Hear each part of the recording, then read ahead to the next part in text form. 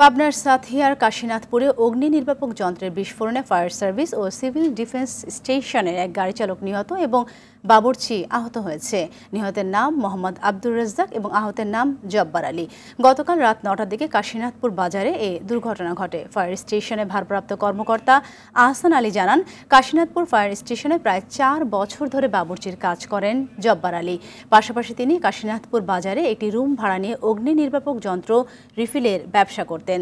বাবুর্চি জব্বারের সঙ্গে বন্ধুত্বপূর্ণ সম্পর্ক ছিল গাড়ি চালক আব্দুর রাজ্জাকের।